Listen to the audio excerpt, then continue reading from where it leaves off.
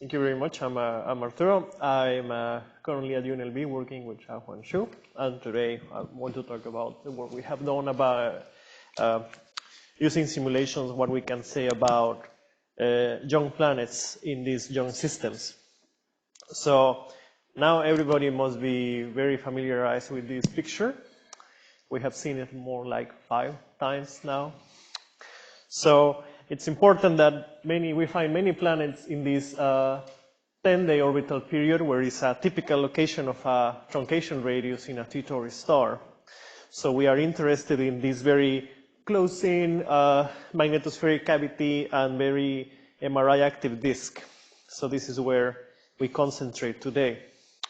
So just the outline for this talk is we have simulations in a very turbulent disk with planets embedded, and then I will talk about different mechanisms that are active in this region for migration.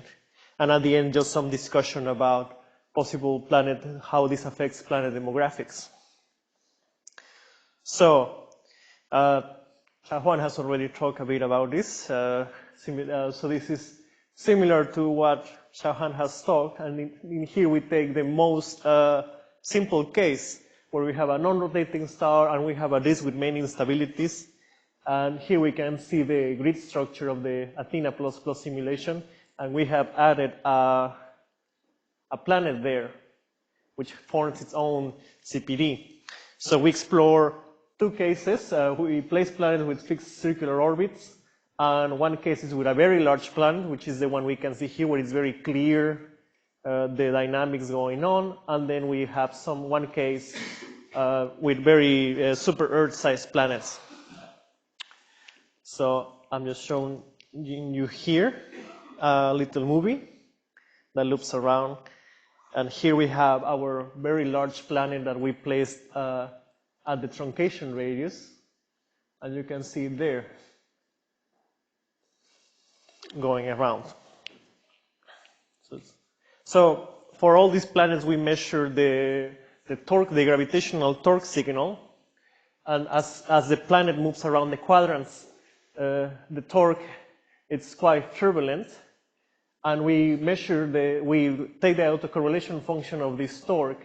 And if the torque was completely turbulent, completely stochastic, you would expect to only see this exponential autocorrelation. So it at the beginning, since the autocorrelation is the signal against itself, it's going to be very similar at first, and then this drops and it's completely different, so it goes to 0. However, what we're getting here is that every time, very close to each orbit, so 1 orbit, 2, 3, 4, 5, we get these peaks. So this means that once the planet comes back to a tip, like if we start at 0 and it comes back to that similar spot, it feels a very similar torque. Meaning that we cannot reproduce this with a typical first Markov chain to create stochastic signals. You need to add something else. So we found out that you have to add some periodic component, even if it's low amplitude, you need to have some periodicity to it. So we think that this has to do, these are different snapshots of the disk of the midplane. And we have the planet there, it's saturated density. These are density plots. So as the planet goes around and around doing its own orbit, there is some large structures that develop. This is under density, a very magnetically dominated void that moves very slowly, sub-Keplerian movement. So it's possibly that the planet itself, it's feeling this lack of mass there, and this registers as that it's going to a similar environment again.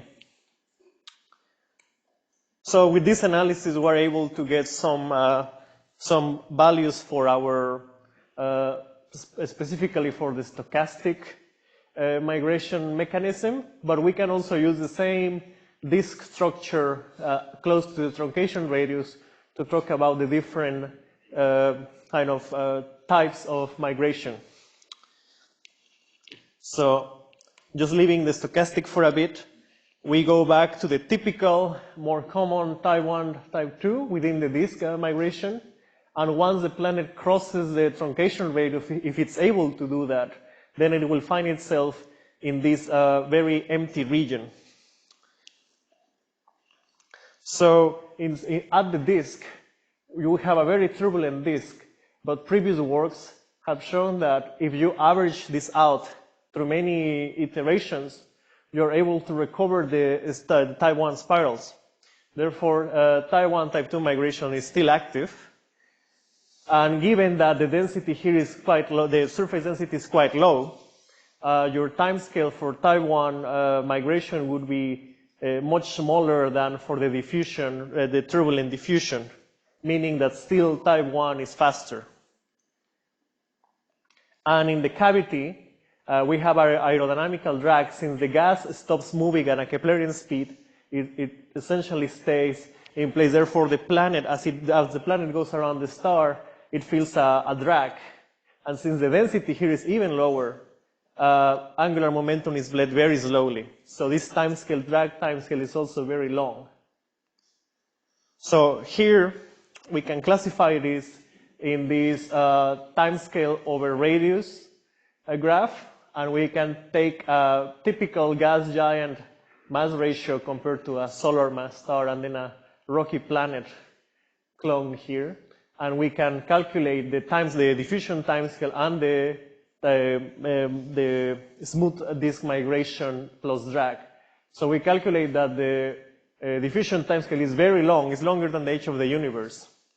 Therefore, stochastic migration is not relevant for planet migration in the MRI active disk. But for gas giants, for these masses, the planet is able to move through the disk and reach the truncation radius in a time that is lower than the disk lifetime. So the gas giants and similar planets like this are able to reach a truncation radius, and then they will get stuck at truncation due to the change in environment, while the rocky planets will move very slowly and essentially stay very close to where they started before the disk disappears. So the takeaway, gas giants are able to reach truncation. And two other important mechanisms, as they were mentioned, is the tides that are exerted between the star and the planet, and the magnetic interaction. So we have dipolar and unipolar. This just depends if the planet itself is able to have a magnetosphere. If it does, you have a dipolar interaction. If not, a circuit forms between the planet and the star, and you have a unipolar interaction. So these timescales are very not well constrained. So but the takeaway is that tidal and the two types of magnetic interactions are still quite longer than the smooth disk migration. And they only become relevant when the planet is deep inside a cavity. And they will act once the disk has dissipated, mostly. So only efficient very close to the star's surface. So then we can summarize this idea as this diagram. So I have made my own diagram here, and I'm very proud of it. So we have the dead zone region where our planets have formed, and they have moved in, and the smaller mass, the lower mass planets will get stuck at the dead zone inner boundary or the dust limit, and only the gas giants will be able to move in this low density MR active region with efficiency and be able to reach the truncation radius. And given that tidal and magnetic torques act either they push the planet outwards or inwards depending on the location of the corrotation radius. If your corrotation radius is found in the disk, then the planet will feel a push out. And if the corrotation has moved outwards as the star spins down, then the planets will start to feel a push in, and they may be able to be dislodged and pushed into the cavity. However, the timescales are probably too slow for that. So the disk has to disappear first. And this model has some nuance to it. since the environment will change a bit depending if we have a low mass star. They typically have a stronger magnetic field, so the truncation radius is further out. But they are also a bit cooler. The temperature function is cooler, so the dust barrier is closer in. So this gap here, how long it is, it's probably shorter for low mass stars than for intermediate stars where they have a lower B field and a higher temperature. So your gas giants have to move, they can separate themselves a lot more from their rocky companions. So we can make some predictions using this picture, and we have made a small, simple model with a T-Tauri star, 1 solar mass, versus a 2 solar mass case. The 2 solar mass case has a lower B field, 100 Gauss average, while the T-Tauri star has a 1 kilo Gauss. And the solid line in the 1 solar mass is closer in at 0.1 AU, and in the 2 solar mass is further out, 0.45 AU. So we start a bunch of planets of different mass ratios, mass to star gas ratios at this solid line. So the black dots are for 1 solar mass, and the red dots represent planets in the 2 solar mass case. And we allow them to move through smooth this migration for 10 million years. And even though in the 2 solar mass gas giant starts further out, this is enough time for them to reach the truncation radius. So most of the gas giants, unless they are pretty large and they are in the type 2 regime, and the large Neptune planets, they are able to reach truncation. And given that truncation is closer in the 2 solar mass case, these planets, what we can say is that they are more at risk of disappearing due to tides later. Yeah. So this is supported by statistics where we have that for intermediate mass stars, hot Jupiters are found closer in than for low mass stars, and that in just focusing on super Earths, as your mass increases, as your stellar mass increases, super Earths are found further out, which is what we see here since the rocky planets do not move.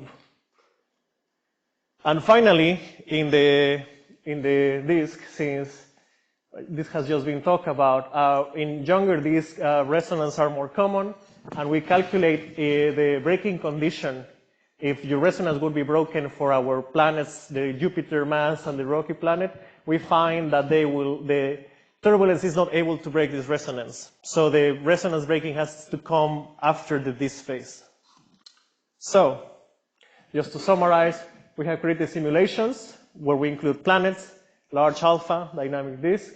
We study planet migration. Gas giants migrate inwards, while like rocky planets mainly stay stuck. And gas giants reach the truncation radius. Resonance are maintained during the disk phase. And this could be further tested doing exoplanet demographics. Thank you.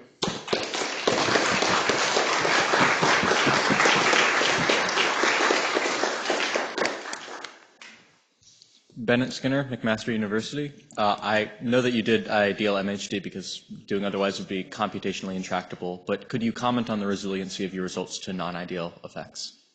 Could I comment to non-ideal effects? I